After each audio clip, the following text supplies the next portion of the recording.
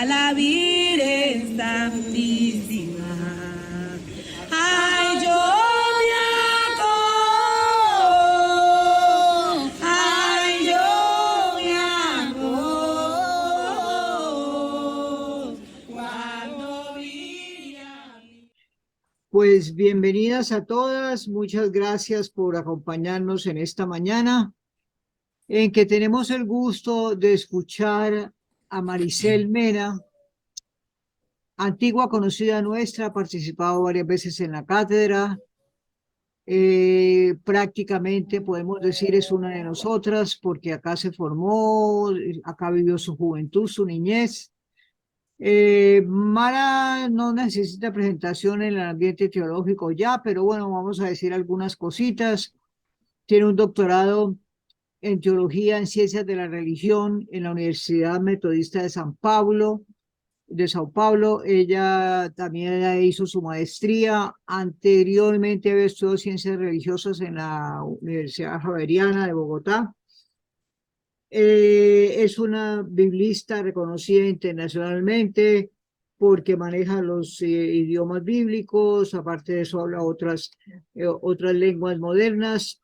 Es profesora e investigadora en la Universidad Santo Tomás de Bogotá, en la Facultad de Teología. Ha hecho muchos cursos postdoctorales y tiene muchísimas publicaciones en diferentes revistas reconocidas, y algunos libros, por ejemplo, Abriendo Surcos, teología para una teología afroamericana y caribeña.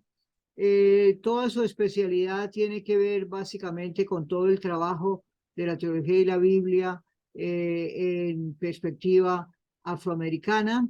En la mañana de hoy va a compartir con nosotros una propuesta que ha titulado Espiritualidad Mariana y Migración o de los afrodescendientes, migración y tradición agrocolombiana, agro-latinoamericana. Bueno, Mara, bienvenida de nuevo, mil gracias por acompañarnos y tienes la palabra. Muchas gracias, Carmen. Qué rico verles. Para mí también es motivo estar en casa.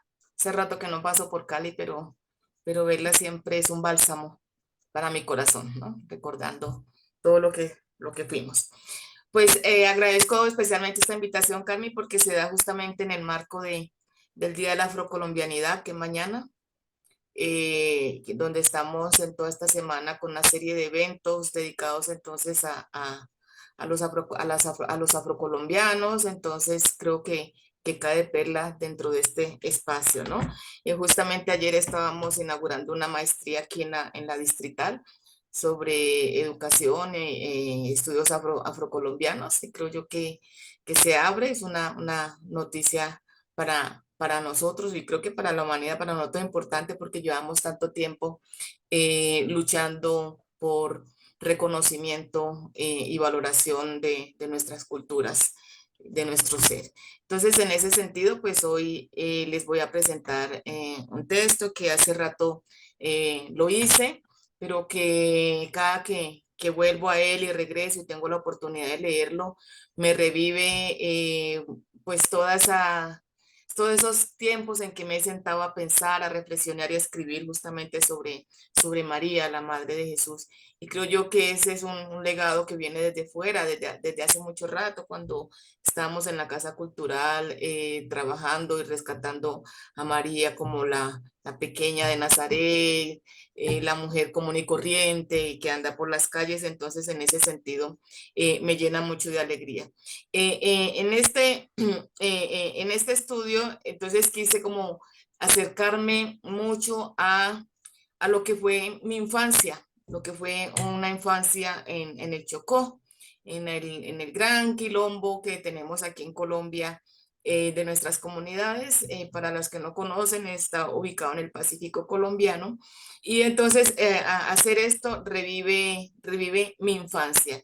Y quiero comenzar compartiéndole un pequeño cántico afrocolombiano como para que nos coloquemos un alabao justamente para que nos coloquemos como en sintonía, porque hablar de tradiciones afro es eso, ponernos en movimiento, ponernos en acción, es de alguna manera traer esos rostros de los que hablamos y evocamos. Haber pecado, haber pecado, cuando vi a mi Dios crucificado, crucificado, nuestra Madre María, nuestra patrona, nuestra patrona, cuando mire a mi Dios crucificado, crucificado, Vicky, ¿puede ser por ahí? en su brazo. Ya. Listo. Ujú. Bueno, qué pena, pero era como para que entráramos en sintonía y viéramos cómo, cómo es que son los alabados, los cantos que en el Pacífico colombiano, pues nosotros entonamos en torno a María. Entonces, ahora sí les voy a compartir la pantalla de las diapositivas que les voy a pasar en este rato. Alguna vez, algún momento, pues lo vamos a intercalar con con la fiesta patronal que vamos a trabajar. Eh, yo traigo a la memoria justamente esta Virgen Negra y estos alabados porque me recuerdan, les decía, mi infancia en el Chocó, las procesiones que hacíamos en torno a la Virgen María, y creo que eso marcó para mí mucho mis búsquedas teológicas y espirituales, justamente la experiencia de estas ritualidades, de estas espiritualidades, de esto que también nosotros llamamos fe sincrética. Entonces, esto marcó a mí.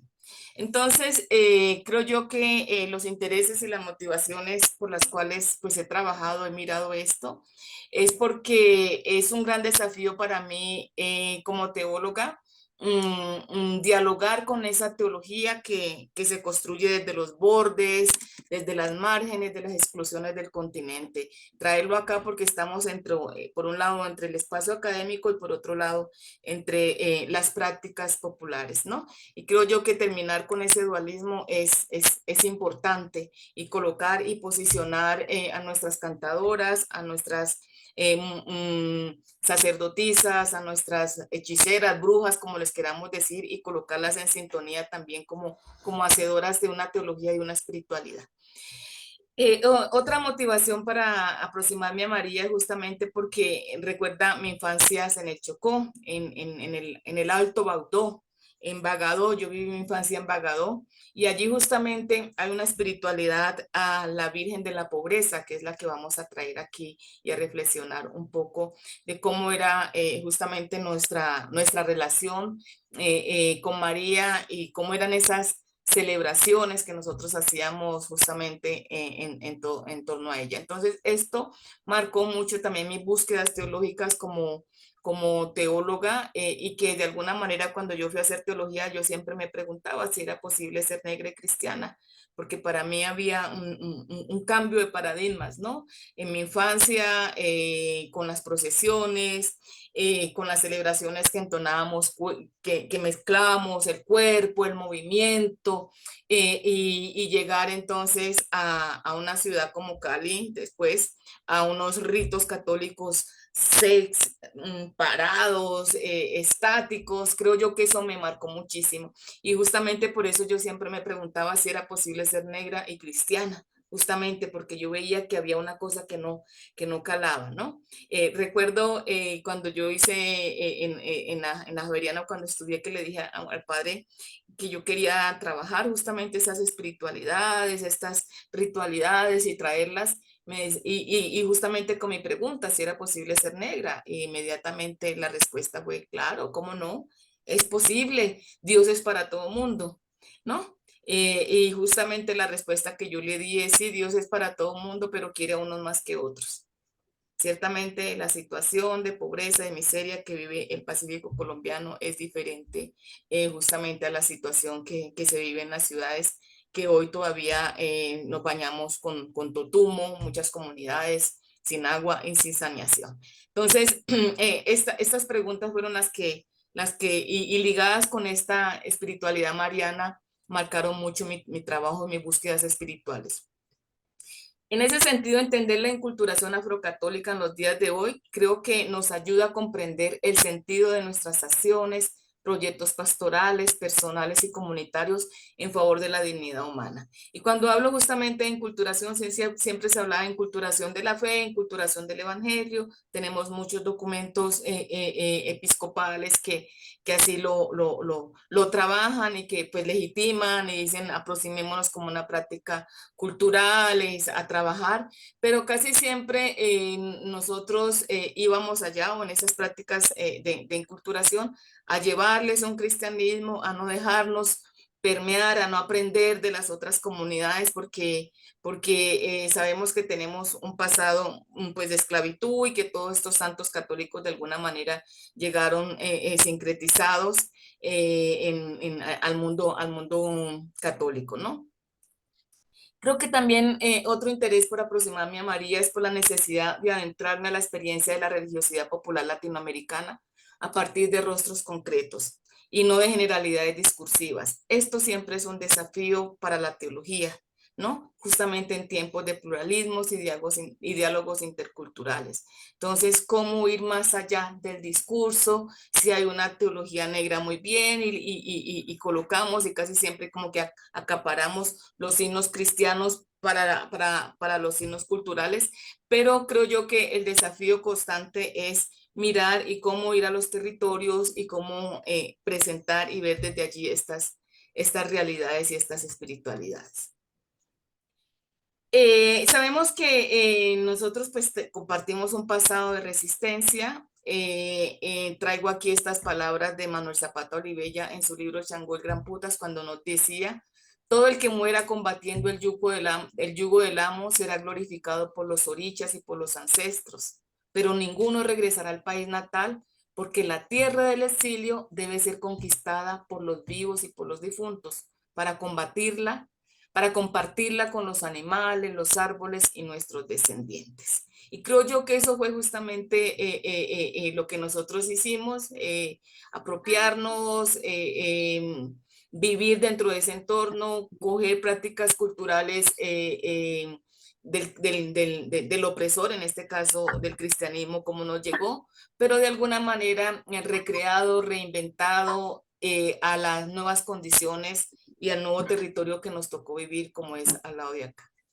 En el Pacífico colombiano, por ejemplo, históricamente, al lado de las celebraciones que impulsaban los misioneros, el pueblo fue capaz de mantener los bailes en honor a los santos mediante las balsadas, el toque del tambor. Entonces, el toque del tambor, las balsadas, las espiritualidades, todo esto de alguna manera es memoria de resistencia y nos trae por debajo las fiestas de los santos que son muy propias de las religiones de origen afro. Al obedecer al maestro, entonces, nos decían, en el periodo de la esclavitud, podrían llegar al paraíso. Cuando los amos demandaban a los esclavos retirarse de la inteligente resistencia de la esclavitud para tomar a Cristo y la Virgen María con sus nuevos dioses, los esclavos no tuvieron posibilidad de negarse porque si lo hacían serían asesinados. Entonces fue así como entra este cristianismo con esta cara y con estas imágenes, ¿no? Y en las cuales justamente la Virgen María, así como para los pueblos indígenas, que de hecho esta Virgen que vamos a trabajar es una Virgen que fue encontrada justamente por los cholos, como le decíamos nosotros a los indígenas de allá del Alto Baldó, fue encontrada por ellos y compartimos justamente, muy interesante esa espiritualidad de Mariana, esa necesidad de alguna manera de emular y de traer a nosotros la reminiscencia de estas diosas de la antigüedad, ancestrales que están ahí en la vida de nuestro pueblo.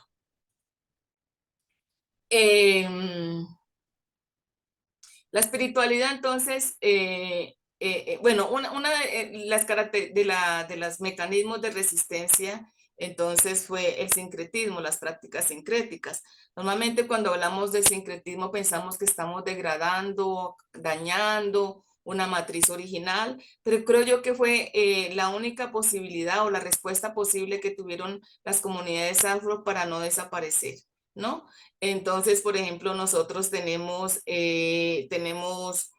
Santa Bárbara, que es Ochosi, en el panteón de los orichas, y así sucesivamente se fueron camuflando dentro de las divinidades estas espiritualidades. Entonces, el sincretismo no fue entonces el producto de un diálogo entre iguales, sino la respuesta posible por parte de los de abajo a la pretensión de una imposición despojo cultural, religiosa, que constituía parte fundamental del proceso de explotación económica y sujeción política. Lentamente, entonces, estas comunidades fueron aprendiendo, a pesar de todo, a ser afro y cristianos, sin desmedro de ninguna de las partes que constituían ese nuevo ser. Así, con toda la ambigüedad que es típica de cualquier experiencia humana, pero con la presencia del Espíritu que santifica, hizo irrupción un cristianismo nuestro, un cristianismo negro, un cristianismo mulato, negro y cristiano. Entonces, en ese sentido, es una espiritualidad que va marcando entonces en esa transición. Como el mismo Manuel Zapata Olivella nos hablaba del origen triétnico y cósmico, donde nos hermanamos indígenas, negros, mulatos y mestizos, y así fuimos entonces constituyendo esto que nosotros estamos llamando de una espiritualidad negra, una espiritualidad de resistencia que se teje justamente a partir de los santos, de las santas, y específicamente en este espacio a partir de lo que significa María para nuestras comunidades. Entonces, entiendo el sincretismo como una síntesis o una interrelación dialéctica de la cual resulta algo nuevo, donde la creencia o el rito de uno es reinterpretada por el otro recíprocamente. El sincretismo explica la influencia mutua entre evangelio y cultura. Esa influencia no significa una justaposición mecánica de trazos diferentes, sino una elaboración a lo largo de un proceso histórico, de una nueva síntesis que posibilita una interrelación dialéctica. Entonces, esto es cómo integramos nuestras bailes, nuestras corporidades dentro de los rituales. Y creo que esta es una de las cuestiones que ya hace mucho tiempo decimos la pastoral católica, pues ha sido perita en eso, los que trabajan justamente la pastoral afro, en sentir eso. Creo yo que hay un paso más, la verdad creo que no hemos podido salir un poco, porque el ritual católico de alguna manera es un ritual ya fijo, con cada uno de sus momentos hechos, a veces lo único que se mete es el canto, el baile, diríamos, bueno, se folcloriza o qué pasa allí, pero de alguna manera creo que nos sentimos pues identificados por lo menos al meter nuestro cuerpo, nuestra gestualidad, y de alguna manera estamos evocando y emulando esta tradición rica espiritual ligada con nuestras corporeidades. Tenemos entonces, aquí les traigo esta imagen de Yemanyá, que es la diosa de los mares, diosa de los orichas, representada siempre con unos senos voluminosos, símbolo de maternidad, de fecundidad, y es una de las orichas del panteón, que también es muy interesante porque es presentada muy similar a la Virgen del Carmen, ¿no? Entonces, para que veamos cómo se va haciendo esa transposición y por qué en el Pacífico colombiano salimos en procesión a la Virgen por el río de alguna manera emulando como todo eso que teníamos de nuestra tradición ancestral. En el panteón Yoruba entonces existe una deidad superior creadora conocida como Olorodun o Olodumare.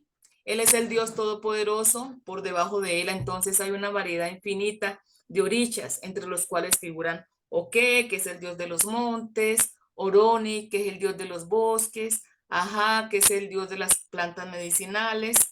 Del ancestro Bantu se heredó el buscar en la selva las plantas que ayudan a mantener la vida, porque para estos pueblos y particularmente para los Lele, Dios dio la selva a los hombres como fuente de todas las cosas buenas. La selva también es la fuente de los medicamentos sagrados. Y creo yo que venir y traer estos elementos de ancestralidad son fundamentales ahora que estamos pensando y diciendo la necesidad de reconstruirnos desde otros paradigmas. Creo yo que el mutu, que es el mutu, que significa, es que es una parte de nuestra filosofía africana que, que tiene que ver con la hermandad entre los seres humanos, entre la naturaleza, y creo yo que nos dicen muchísimo hoy, lo mismo que el Ubuntu, soy porque somos, esa integralidad, ese respeto por la naturaleza, dentro de un contexto que sabemos que la minería ilegal es una de las prácticas horrorosas que cae contra nuestro pueblo. Entonces, ¿cómo poder y reconstruir nuevos paradigmas menos extractivistas, que salgamos justamente de ese progreso, de ese modelo neoliberal que tanto daño nos ha hecho a nuestra población? Entonces, traer estos elementos de espiritualidad de alguna manera nos pueden ayudar. Yo creo yo que el mundo, si no escucha, estamos llamados sensiblemente a trabajar desde las comunidades indígenas que nos hablan del buen vivir, como de estas comunidades negras que también estamos evocando y trayendo estas espiritualidades que tienen que ver con este derecho de vivir en esta casa común. Y la espiritualidad mariana está ligada justamente a eso, ¿no? Porque vamos a trabajar justamente en la Virgen de la Pobreza, ¿no? Que de alguna manera es la Virgen que ve pues el dolor, la pobreza, la miseria de nuestras comunidades, y que desde allí pues nos da esa fuerza como para resistir y para reinventar y para decir que hay maneras diferentes de ver y de pensar la vida. Esta Yemayá es una deidad creadora, por ser superior, entonces se encuentra distante, y los que se encargan de establecer este puente de relación entre los humanos y Dios, entre los vivos y los muertos, son entonces estos intermediarios. Yemayá es una intermediaria, así como nosotros tenemos María, una intermediaria entre Ochosi o Lodumaré, que es el Dios creador, y entonces ella es una diosa madre que de alguna manera intercede por nosotros, por nuestras necesidades cotidianas, y por eso se le llevan ofrendas al agua. En el caso Yemayá, muy ligada a las tradiciones del mar, ¿no? Porque es también es la dueña de las aguas dulces y de las aguas saladas, ¿no? Entonces, ella hace este papel de intermediación. Y estoy trayendo estos orichas para ver dónde llegamos a María, la Madre de Jesús. Entonces vamos a mirarla justamente ahorita. María en la cosmovisión afrocolombiana, ¿no?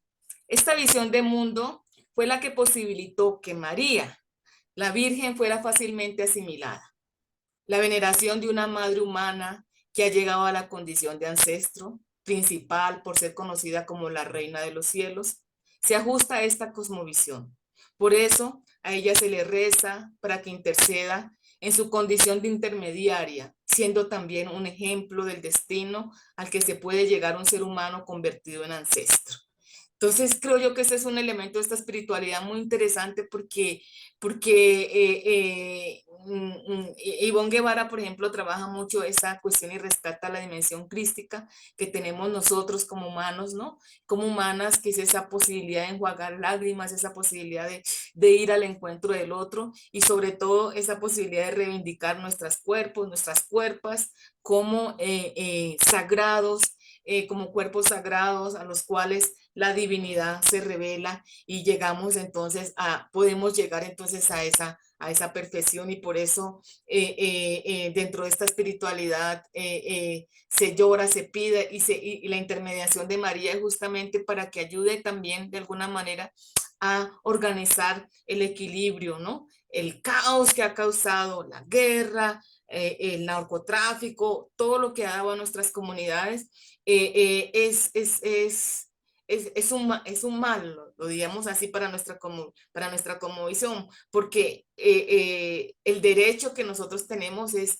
llegar a la ancianidad con dignidad para convertirnos en orichas, ¿verdad? Creo yo que esta es una cuestión fundamental que de alguna manera está gritando y está diciendo de la manera como se ha pensado el mundo de guerras y muertes, contradice de alguna manera este ideal de ancestralidad y de sacralidad de nuestros cuerpos y de nuestras cuerpas.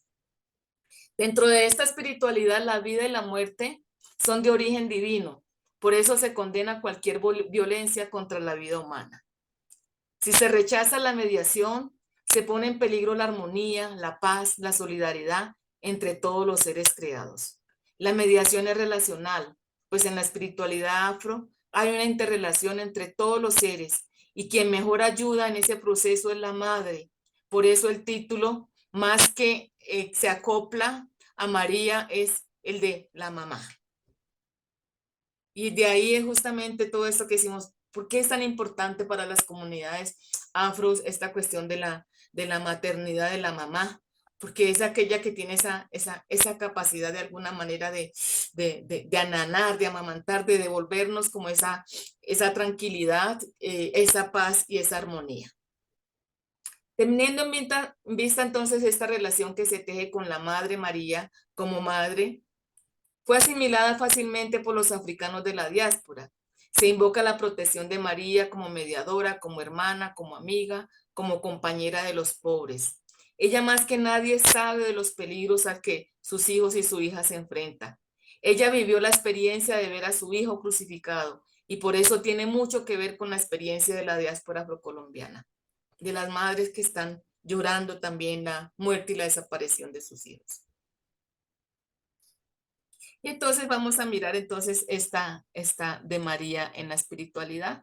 Les voy a compartir una imagen porque de alguna manera ya nos está llevando justamente a estas prácticas en torno a María en el autobaudo.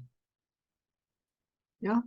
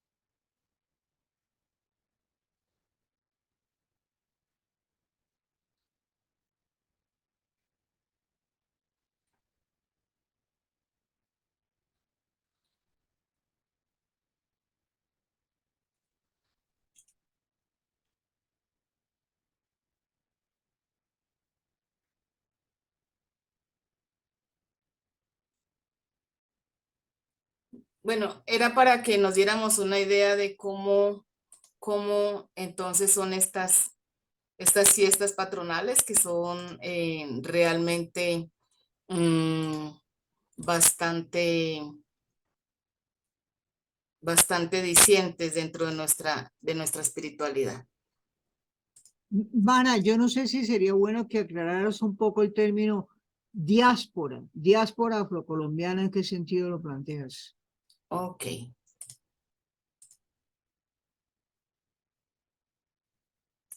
Espérate. Quiero compartir.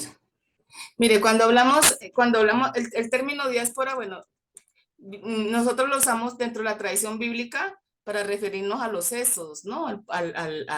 El pueblo de Israel que se fue y que ocupó otros lugares, otros éxodos. Nosotros lo estamos usando también para decir, los africanos vivimos nuestro éxodo porque fuimos sacados de nuestra tierra y estamos dentro de otros contextos, ¿no? Entonces, en ese sentido, nosotros somos afrodiaspóricos, de alguna manera, somos parte de esa diáspora, de esos hijos de la dispersión de África, ¿sí? De esos hijos dispersos. Entonces, en ese sentido, utilizamos ese término que para algunos prefieren utilizar el término afro o negro, pero para nosotros nos da ese sentido de esa diáspora, de ese volver a ese cordón umbilical. ¿Sí me entienden? ¿Sí me hago entender? Porque tenemos raíces allá profundas dentro de nuestra tradición. Entonces somos hijos de la diáspora africana. En ese sentido utilizamos este término.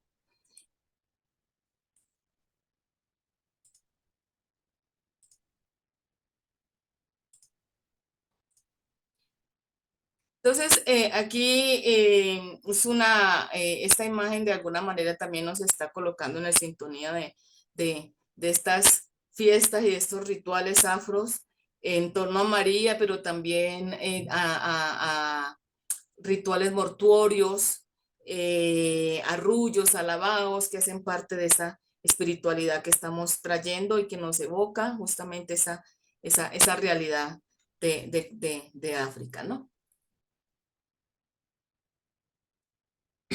Las fiestas patronales entonces son ese elemento de fortalecimiento cultural, porque le dieron consistencia a este pueblo que tenía todas las de perder, pero perdió su lengua, porque perdió su lengua, que es el elemento indispensable para la desagregación cultural de un pueblo.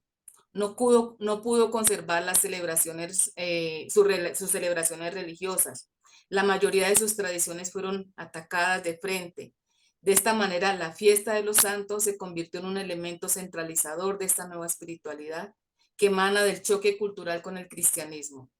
El documento de Aparecida reconoce entonces el sentido justamente de estas fiestas y de esta integración y de un cristianismo inculturado. En el Pacífico colombiano, el santo patrón se convierte en el ancestro de la comunidad, es decir, una personificación de alguien que nos proporciona unidad y dignidad. En Quito, por ejemplo, el santo patrono es San Pacho, es decir, San Francisco. En Salahonda, Nariño, es el Señor del Mar. En Ismina, Nuestra Señora de las Mercedes. En Guapi, Cauca, es la Virgen del Carmen. En Barbacoas, Nariño, es la Virgen de Atocha. Entonces, ahí tenemos estas espiritualidades. Y aquí tenemos entonces el alabado. Levanten la tumba del cuerpo presente. Se despide el alma en vida y en muerte. Lloran mis amigos, también mi mamá. Levanten la tumba, que el muerto se va. Hasta hoy los acompaño a esos rezanderos. Levanten la tumba, que el alma es en el cielo, es del cielo. Camina la Virgen pura, va la Virgen pa' Belén. En la mitad del camino pidió al niño que bebé. No pidas agua, mi vida, no pidas agua, mi ven, que las aguas corren turbias de no poderse beber. Ah, ciego que nada ve, ¿cómo me haces a merced? Dale una naranjada al niño para que apague la sed. Qué ciego con tanta dicha que abre los ojos y ve. Entonces, con estos alabados estamos viendo y los leo, evocando, emulando también mis hablares afro, que me parece que la academia nos cortó, nos mutiló, nos quitó justamente esa posibilidad de hablar y de manifestarnos como nosotros somos. Entonces, estas construcciones, estos cantos, estos alabados, nos traen estos elementos de espiritualidad. Esperen ya, entonces. Es importante entonces dialogar con nuestras tradiciones religiosas y con nuestras fiestas patronales, justamente porque estamos diciendo que es un elemento que aglutina, que trae. Y nosotros tenemos entonces, estas procesiones están acompañadas de chirimías, de tambores, de cantos, de arrullos y alabados, como los que acabamos de leer. Los alabados entonces son cantos tradicionales que se hacen en velorios en las novenas, cuando muere una persona adulta.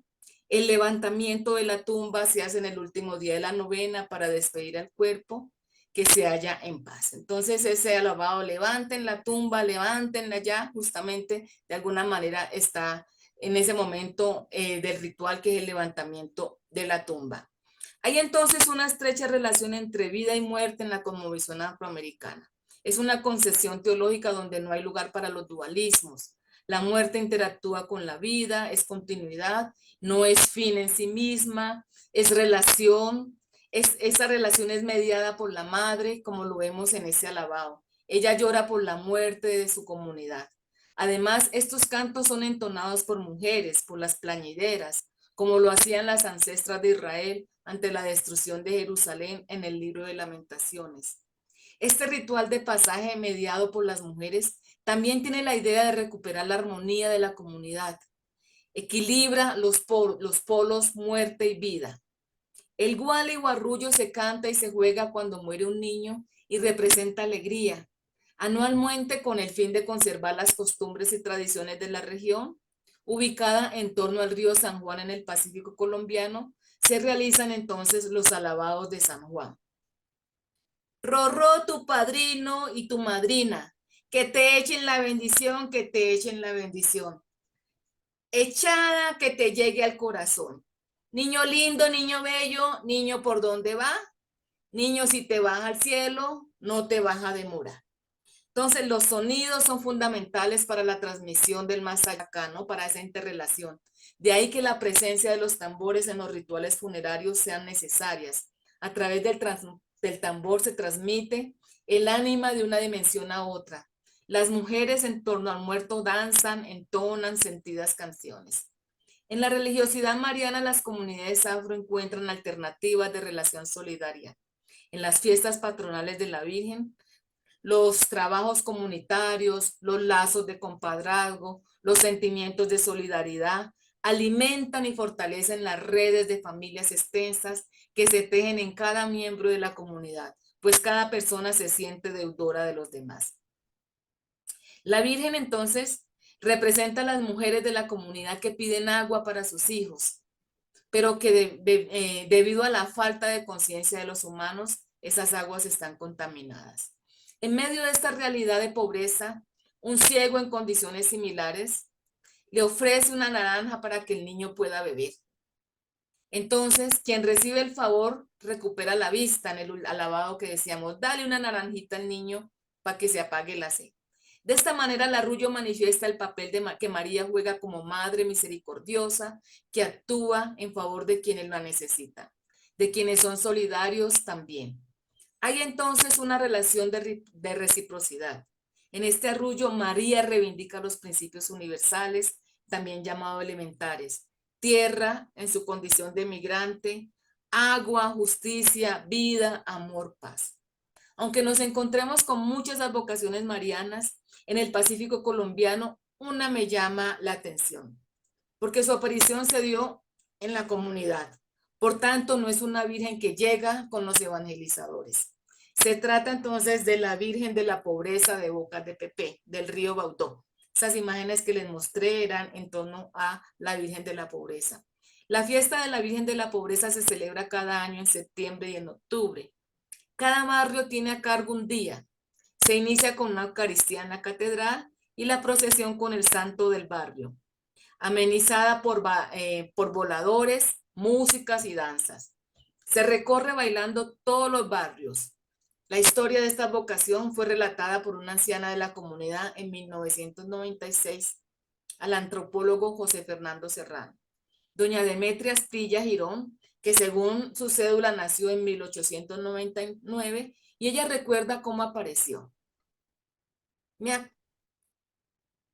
Me acuerdo que cuando la encontraron los cholos en la tumba de un árbol caído. Y está en la raíz. Ella en el cuadro, porque ella es el cuadro. Y los cholos se asustaron y se vinieron asustados ahí a Pepe. Estaba yo pequeña entonces. Llegaron a Bismaro y le preguntaron qué les había pasado, que una mujer blanca estaba allá en un palo. Y esa mujer no vio y nosotros le tuvimos miedo y no vinimos. Entonces ya le pusieron cuidado a los cholos que fueran a mostrar dónde estaba la mujer. Ya fueron libres con ellos y vieron la imagen ahí estampada en un palo.